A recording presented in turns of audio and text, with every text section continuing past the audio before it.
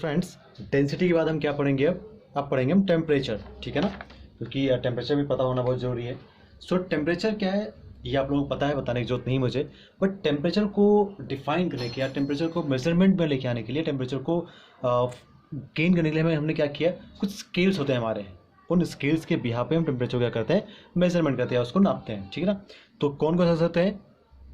वो 3 टाइप के होते हैं, मैंने आपके सामने लिख रखा है 1 2 3, ठीक है। सो हम बात करें कौन कौन से हैं। फर्स्ट वन क्या जाएगा? सेल्सियस, जिसको हम किससे डिनोट करते हैं? सी से डिनोट करते हैं, सेल्सियस, ठीक है ना। ये तो उसको बोलेंगे डिग्री, हाँ, सेल्सियस।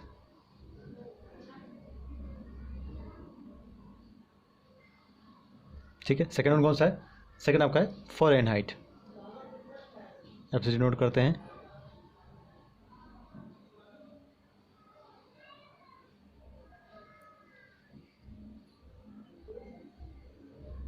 ठीक है जी।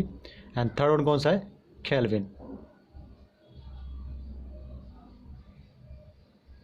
केल्विन, ठीक है। सो ये 3 क्या है? ये 3 हमारे बोल सकते हो स्किल्स हैं, जिनके थ्रू हम क्या करते हैं, टेम्परेचर को गेन करते हैं, ठीक है।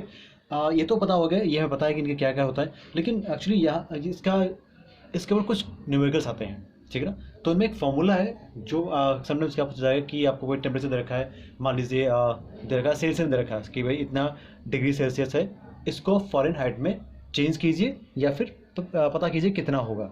तो हम क्या करेंगे, उसका बहुत सिंपल सा फॉर्मूला है। क्या फॉर्मूला होता है हमारा? Fahrenheit is equals to 9/5 Celsius plus 3, ठीक है जी। ये हो गया फॉर्मूला, बहुत इजीली आपको ये दे रखा है, इससे आप ये निकाल सकते हो। अगर ये गिवन है तो आप ये निकाल सकते हो, ठीक है। लेकिन मान लीजिए आप इसके अलावा दे रखा है कि बोलता है कि केल्विन में फाइंड कीजिए, तो क्या करोगे? मान लीजिए कोई ये दिया हुआ है या फिर ये दिया हुआ है एंड पूछता है कि आप फाइंड करो केल्विन में, तो उसके लिए क्या करोगे? K is equals two plus 273.1 and के बस 273 हम ले लेते हैं, ऐसा कोई इशू नहीं है, ये दिया होता है आपका, ठीक है। तो ये हो गया केल्विन के लिए, ठीक है। अब मान लीजिए आपको दे रखा था सेल्सियस में, आपने क्या किया, टाइटली पुट कर दिया केल्विन के लिए, आपको निकला है। बट मान लीजिए आपको दे रखा है फ़ारेनहाइट में, फिर पूछता है कि निकालो केल्विन में, तो क्या करोगे? तो सिंपली आप इसको यहाँ से पहले निकालोगे इसकी सेल्सियस की वैल्यू, फिर उसको कहाँ पुट करोगे? केल्विन में, एंड यहाँ से आपका आंसर आ जाएगा। या फिर क्या कर पूछता है कि आपको दे रखा है केल्विन में, पूछता है कि मुझे फ़ारेनहाइट में बताओ या फिर मुझे बताओ सेल्सियस में।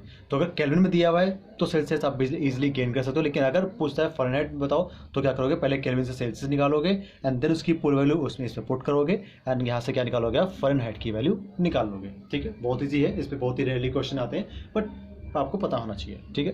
तो बहुत ही ईजिली सिंपल फॉर्मूला है, आप एक बार देख लो, आपको याद हो जाएगा। एंड इसका जो नेक्स्ट टॉपिक हमारा है वो क्या है? बहुत ही महत्वपूर्ण है, वेरी इंपॉर्टेंट है। क्या है? अनसर्टेनिटी इन मेजरमेंट, है ना। मतलब क्या इसका है? सर्टेन मीन्स क्या होता है? निश्चित। तो अनसर्टेन मीन्स क्या हो गया? अनिश्चित, ओके। बट इसकी ज़रूरत क्यों पड़ी हमें? क्यों हमने इसको इस टॉपिक को पढ़ने की जरूरत है? क्योंकि एक्चुअली जब हम बात करेंगे अनसर्टेनिटी इन मेजरमेंट, तो इसका मतलब ये है कि जो हम मेजरमेंट्स निकालते हैं या फिर जो हम निकाल रहे थे, उनमें कहीं ना कहीं कुछ ना कुछ ऐसा अनसर्टेन वैल्यू थी या अनसर्टेन मेजरमेंट थी, जो उस टाइम जब ये फॉर्म नहीं हुआ था, उस टाइम चीज़ें काफ़ी शायद अप एंड डाउन हो रही थी, ठीक है ना। तो अब बात करते होता क्या है, मेरे टाइम स्टडी क्या होता है कि one has to deal with the experimental data as well as theoretical data, है ना। किसी भी मैटर क्या क्या होता है, 2 वैल्यूज़ होती है। एक तो हम जो एक्सपेरिमेंट करते हैं लैब के अंदर, उसकी एक वैल्यू अलग आती है, एंड एक वैल्यू कौन सी होती है जो ईजिली नेचर में उसकी अवेलेबल होती है, एक वैल्यू भी वो होती है। तो जो साइंटिस्ट होता है वो दोनों डेटास के हिसाब से काम करता है। ऐसा नहीं कि सिर्फ लैब में जो मिल गया हम उसके हिसाब से काम करेंगे या फिर जो नेचर मिला उसके हिसाब से काम करेंगे, हम दोनों वैल्यूज़ के ऊपर काम करते हैं, ठीक है ना। लेकिन आपको पता है कि वैल्यूज़ जो होती कैसी हैं? अब अगर हम बात करते हैं just 2 gram of hydrogen gas, अगर 2 ग्राम में हाइड्रोजन बात करें तो उसमें मॉलिक्यूल्स कितने होंगे आपको बता देता हूँ मैं। 602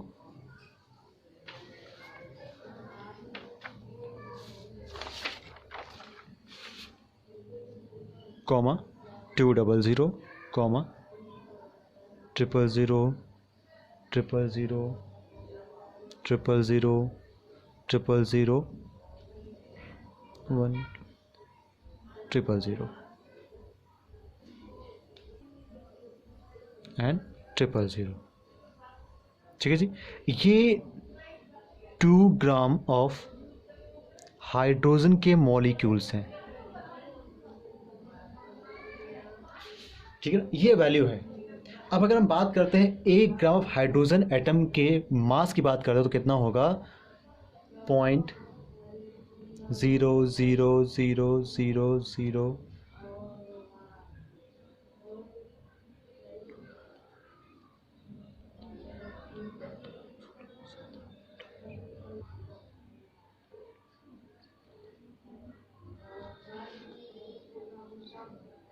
166 ग्राम। ये क्या है, ये 1 हाइड्रोजन एटम का मास है। अब इतनी बड़ी वैल्यूज़ को अगर आप कहीं आप प्रैक्टिकली चीज़ों को एनालाइज करोगे, उनकी मल्टीप्लिकेशन करोगे या फिर डिवाइडेशन करोगे, सो मतलब फर्स्ट थिंग तो लिखने में बहुत डिफिकल्टी, इतनी लंबी वैल्यूज को लिखो फिर उसका सॉल्व करो तो कहीं ना कहीं अनसर्टेनिटी आने का चांस हो जाता है, क्योंकि ये वैल्यूज इतनी छोटी हैं कि इनको ऑब्जर्व करना बहुत डिफिकल्ट हो जाता है। तब साइंटिस्ट ने क्या किया, एक साइंटिफिक नोटेशन एक इन्होंने क्या होता परफॉर्म किया, एक जनरेट किया, जिसके अंदर होता क्या है कि हम इन नंबर्स को क्या कर सकते हैं, एक्सपोनेंशियल नोटेशन के रूप में हम इनको लिख सकते हैं। फॉर एग्जाम्पल मान लीजिए अगर उसका अगर लिखा हुआ है कहीं 6.0523, ठीक है।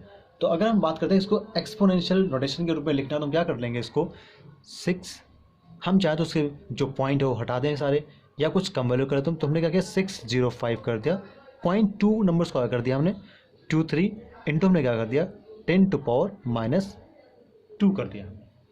एक्सपोनेंशियल पावर क्या होती है 10 की पावर n, और जहाँ पे n क्या होगा नंबर ऑफ,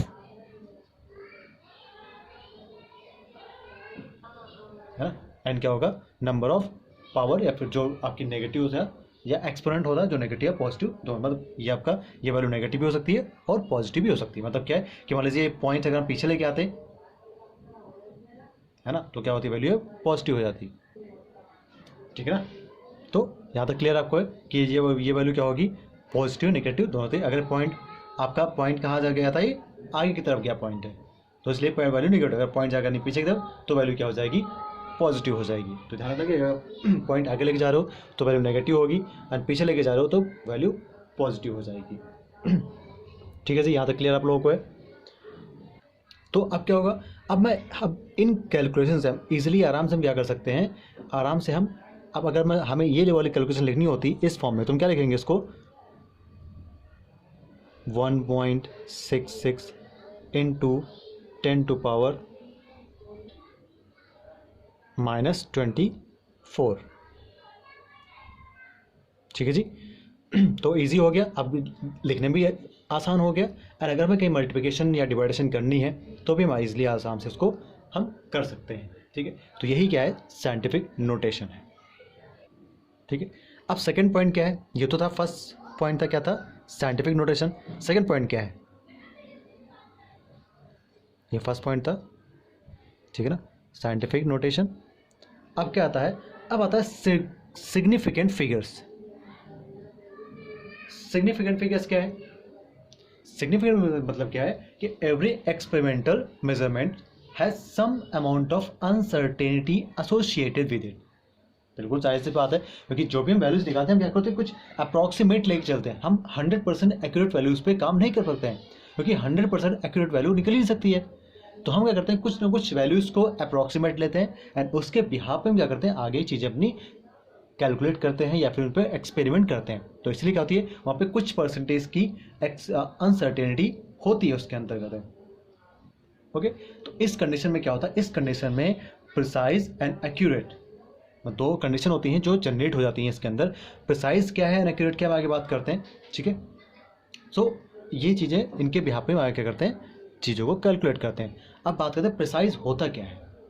अब आपको ये पता है कि एक्यूरेट क्या होता है, तो आपको पता है, बट प्रिसाइज क्या होता है हम इसके बारे में बात करते हैं। क्या बात करते हैं? प्रिसाइज।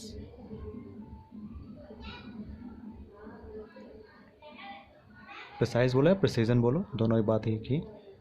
ये होता क्या है? चलिए हम एक एग्जांपल लेते हैं, है ना। एग्जांपल क्या लेते हैं कि मान लीजिए एक कोई एक्सपेरिमेंट था और एक्सपेरिमेंट करने के लिए दिया गया, मान लीजिए कोई दो कंपोनेंट्स थे जिनका एक्सपेरिमेंट करने के लिए दिया गया कुछ 3 लोगों को। तो कुछ ए ने किया एक्सपेरिमेंट, फिर आपके बी ने किया एक्सपेरिमेंट, फिर आपके सी ने किया एक्सपेरिमेंट।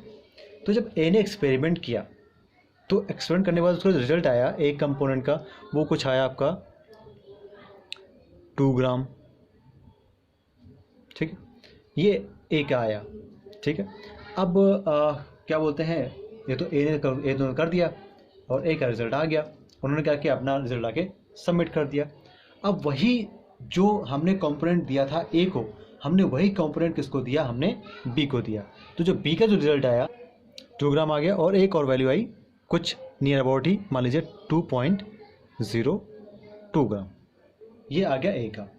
अब जब बी ने इस पर एक्सपेरिमेंट किया तो बी का क्या है, एक तो वैल्यू आई कितनी 1.94 आ गई ग्राम और एक वैल्यू आई 2.05। तो अब बात करते हैं सी की। तो जब सी ने एक्सपेरिमेंट किया तो जब सी का एक्सपेरिमेंट आया तो उसने क्या किया, एक वैल्यू का 2.01 आ गई एंड एक वैल्यू क्या आई 1.99 ग्राम।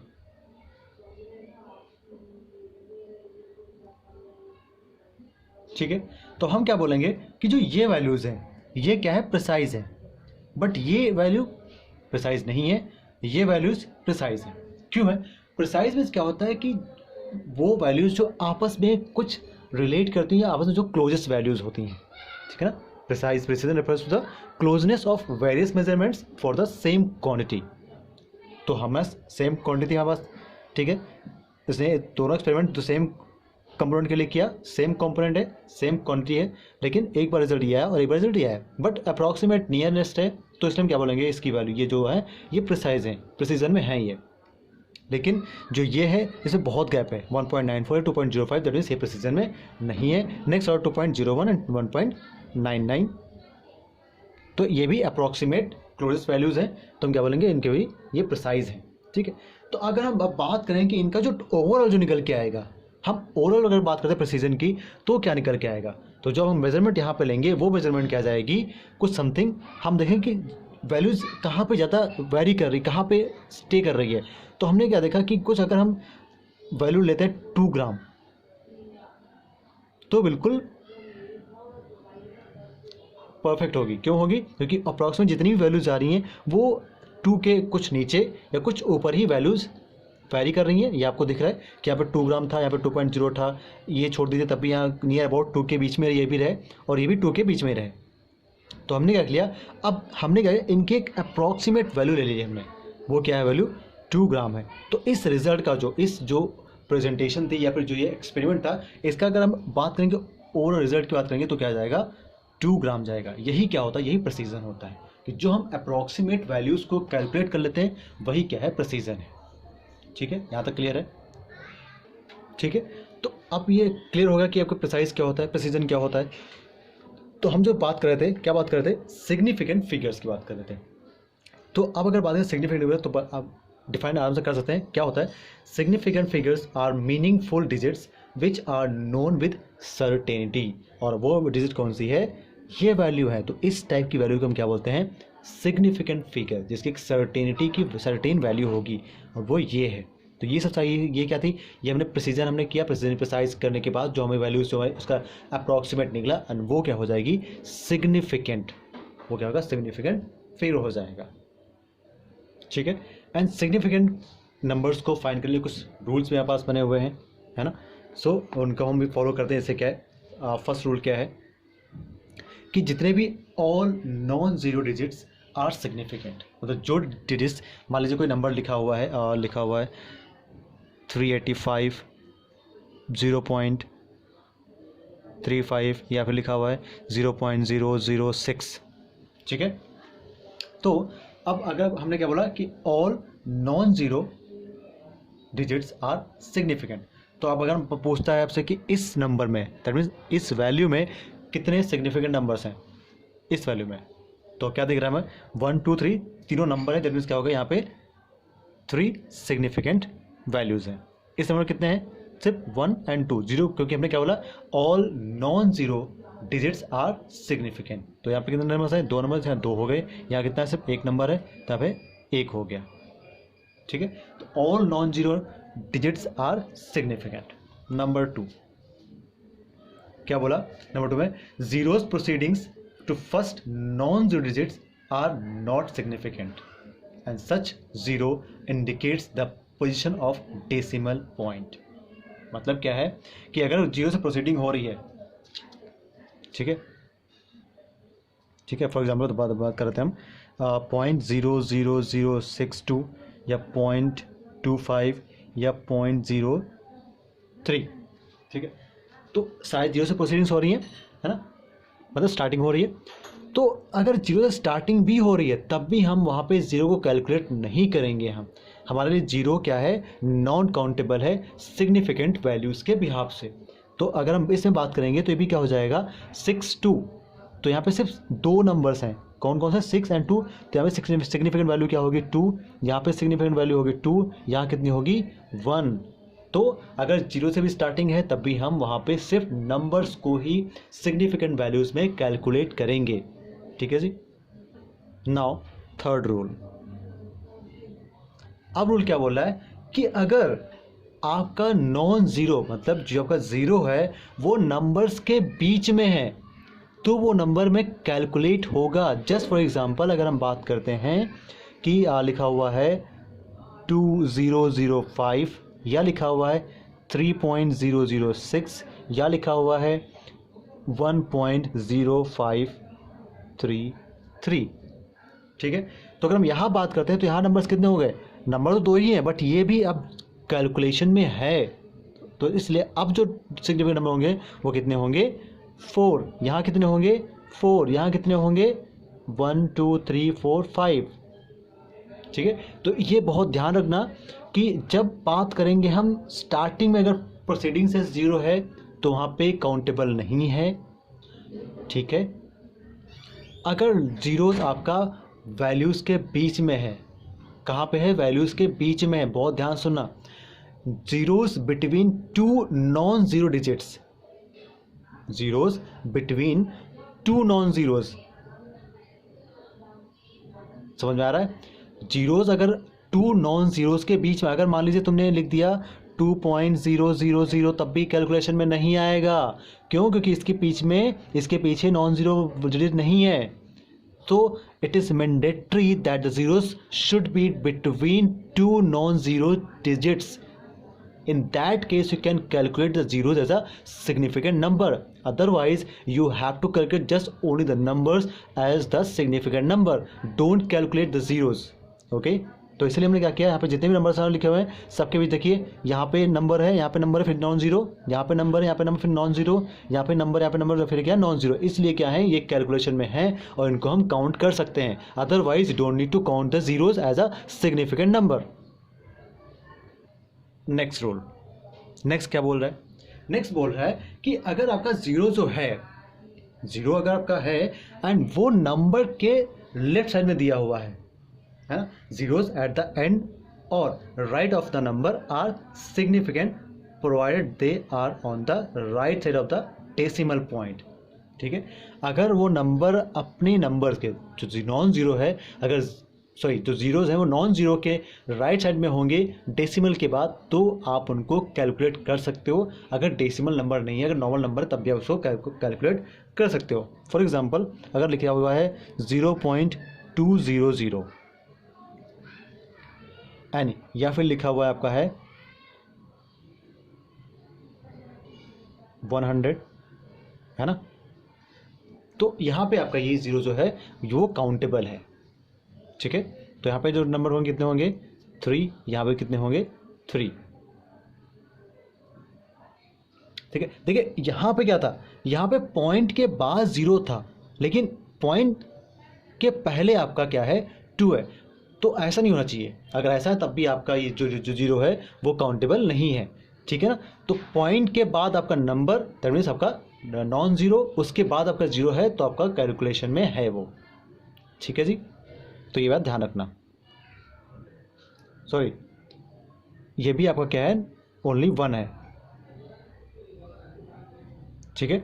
तो अगर पॉइंट के बाद आपका नंबर है, उसके बाद आपके जीरोज है तो काउंटेबल है, लेकिन अगर सिर्फ नंबर है और उसके बाद जीरोज दे रखे हैं, पॉइंट नहीं है, तो वहाँ पे वो जीरोज काउंटेबल नहीं होंगे, तो वो सिग्निफिकेंट नंबर नहीं है। तो सिग्निफिकेंट नंबर कौन सा आगे, सिर्फ यहाँ पे 1 जाएगा। दैट मीन्स अगर आपका 500 लिखा हुआ है तो आपको क्या जाएगा, ओनली 1 सिग्निफिकेंट नंबर जाएगा। बट अगर यहाँ पॉइंट लग जाएगा तो कितने हो जाएंगे, 3 हो जाएंगे, ठीक है। तो इस पर ध्यान रखना कि अगर पॉइंट के बाद नंबर उसका जीरोस है तो काउंटेबल है, बट अगर नॉर्मल नंबर है फिर जीरोस है तो काउंटेबल नहीं है, ठीक है जी।